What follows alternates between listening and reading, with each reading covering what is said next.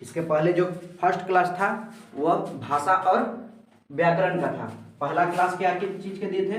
भाषा और व्याकरण दिए थे। फर्स्ट क्लास का भाषा और व्याकरण,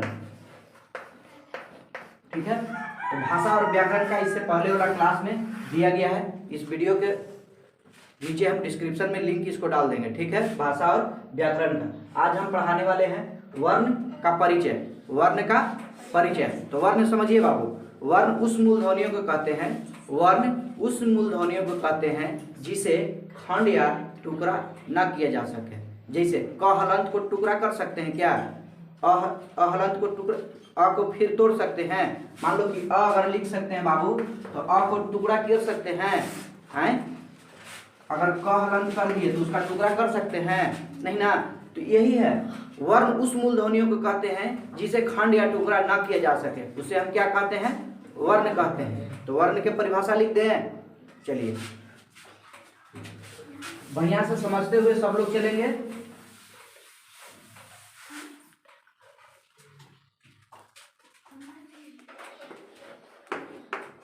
वर्ण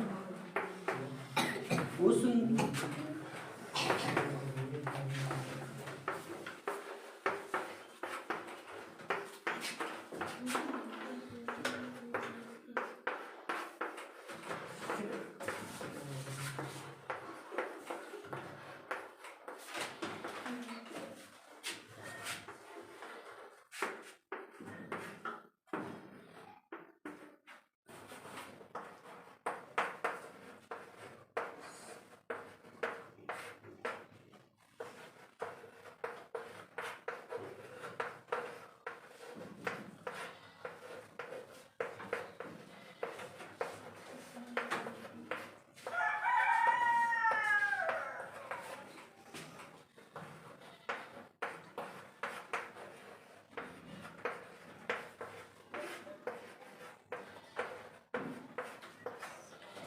वर्ण उस मूलध्वनि को कहते हैं जिसे खंड या टुकड़ा नहीं किया जा सके, उसे हम वर्ण कहते हैं।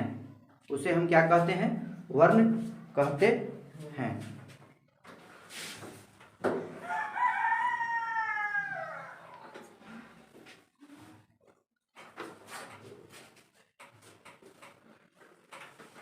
एग्जाम्पल में लिख लीजिएगा।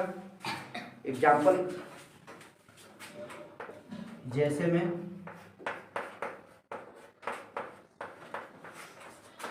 और आ क हलन और च हलन म हलन और य हलन इत्यादि।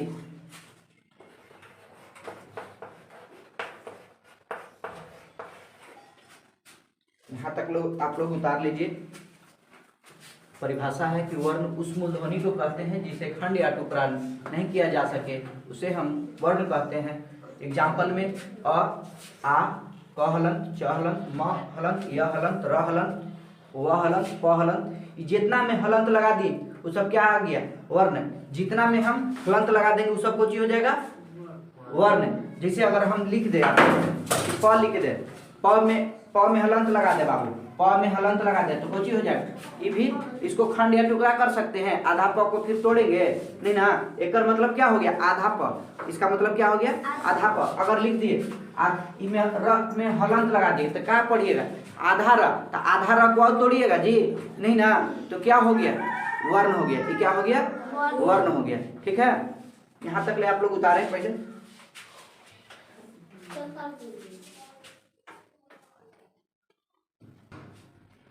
कुछ इसके बातें हैं, वो बात पर ध्यान दीजिए। जो हम अभी बता रहे थे बाबू कि क हलंत र हलंत ये सब बता रहे थे ना, क हलंत र हलंत ये सब के बारे में बता रहे थे। तो यही हलंत के चिन्ह के बता रहे हैं। जो ये हलंत लग गया है, जिसे हम क हलंत के बोल रहे थे कि बाबू रे क हलंत, तो इसका कोई खंड या टुकड़ा नहीं कर सकते हैं। जैसे बोल रहे थे कि बाबू रे प हलंत, तो इसका कोई खंड या टुकड़ा नहीं कर सकते हैं ना, नहीं कर सकते हैं। वैसे ही अब यहाँ चिन्ह के बारे में समझिए। हलंत चिन्ह का मान जो होता है अ होता है। हलंत चिन्ह का मान क्या हो जाता है? अ। अगर हलंत लगा दिए तो क्या हो गया? अ हो गया, हलंत लगाए तो क्या हो गया अ। उच्चारण अ का उच्चारण होता है, ठीक है। पर वही अगर व्यंजन रहेगा, व्यंजन वर्ण के नीचे अगर हलंत लगा दे, वही अगर व्यंजन वर्ण के नीचे क्या लगा दे, हलंत लगा दे, हलंत चिन्ह लग जाता है या लगा होने पर वह स्वर रहित व्यंजन हो जाता है। वह क्या हो जाता है, स्वर रहित व्यंजन। अगर किसके नीचे लगा देता, किसके नीचे, अगर कह रहा है कि वर्ण के नीचे लगा देता, वर्ण के नीचे, अगर वर्ण के नीचे अगर कोई कोची लगा दे, हलंत लगा दे, तो कोची हो जाएगा, स्वर रहित व्यंजन हो जाएगा। स्वर व्यंजन समझते हैं, स्वर किसके कहते हैं, अपैया हर्षई दीर्घ, इस सबको क्या बोलते हैं, स्वर बोलते हैं। ख ग घ को क्या बोलते हैं, व्यंजन बोलते हैं। तो यही कह रहा कि स्वर रहित क्या हो जाएगा, व्यंजन हो जाएगा।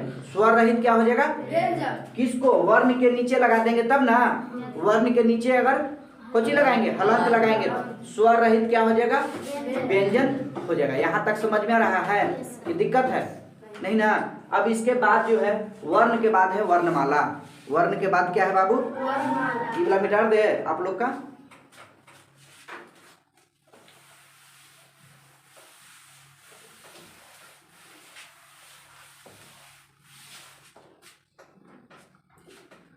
वर्णमाला,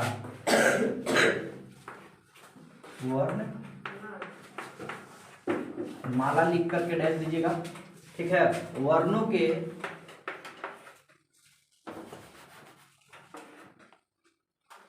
के सार्थक समूह को, वर्णों के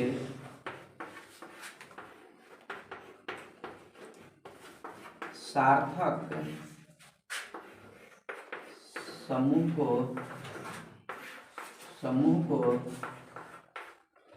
वर्णमाला कहते हैं, वर्णमाला कहते हैं। वर्णों के सार्थक समूह को वर्णमाला कहते हैं। दिखाई दे रहा होगा सभी लोग के, दिखाई दे रहा है ना। चलिए लिखिए, वर्णों के सार्थक समूह को वर्णमाला कहते हैं। वर्णों के सार्थक समूह को वर्णमाला कहते हैं।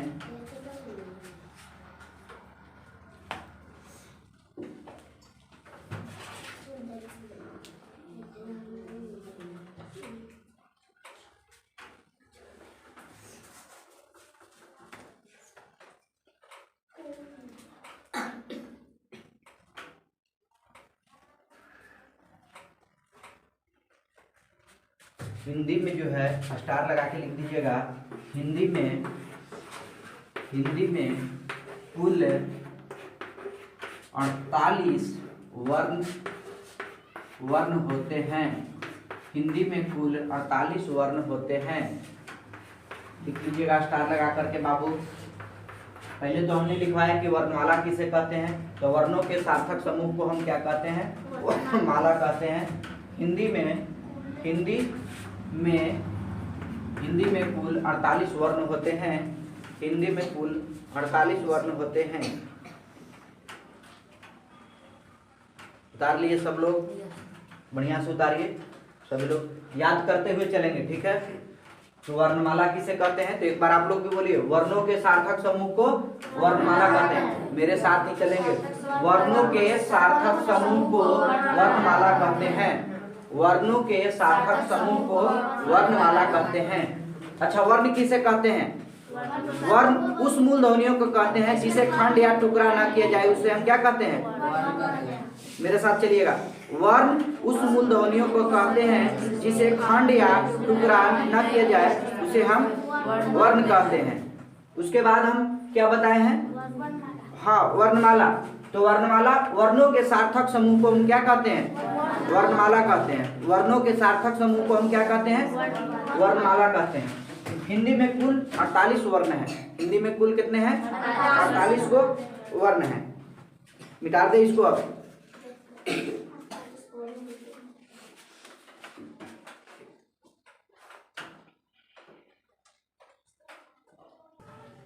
देखो बाबू, स्वर तो पहले समझिए, स्वर आपको 11 है, यानी 11 को है। अ, आ, हर्षई, दीर्घई, उ, हर्षऊ, ठीक है, री, फिर ए, ऐ, ओ, औ। इनकी संख्या कितनी है? 11। इनकी संख्या कितनी है? 11। और दू को हो जाता है बाबू अयोगवा। दू को क्या हो जाता है? अयोगवा। ये जो एक बिंदु ऊपर देवल रहता है ना माथा पर, उसको अनुस्वार बोलते हैं। उसको क्या बोलते हैं? और दू को जो नीचे देवल रहता है किनारे साइड में, उसको बोलते हैं विसर्ग बोलते हैं। उसको क्या बोलते हैं? विसर्ग। उसको क्या बोलते हैं बाबू? विसर्ग। ऐसे अगर आता है उसको क्या बोलते हैं? अगर मान लो कि पर क है, क पे कंसवा करना ही सब पढ़ लेते हैं। अगर ये क हटा दे हैं, इसको क को मिटा दे, तो इसको क्या कहिएगा? इसको अनुस्वार बोलिएगा। इसको क्या बोलिएगा? अनुस्वार। और ये जो ऐसे लिख देते हैं क और ऐसे लिख देते हैं, हाँ, तो इसको क्या, इसको क हटा देते हैं तो इसको क्या पढ़िएगा? हाँ, ये क्या पढ़िएगा? विसर्ग। ये क्या हो जाएगा? विसर्ग हो जाएगा।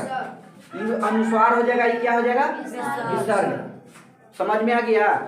तो उतार लीजिए यहाँ तक। इसके बाद नेक्स्ट क्लास में आगे बताया जाएगा, ठीक है, कि स्वर किसे कहते हैं। स्वर की परिभाषा कल के बताएंगे नेक्स्ट क्लास में। आज के लिए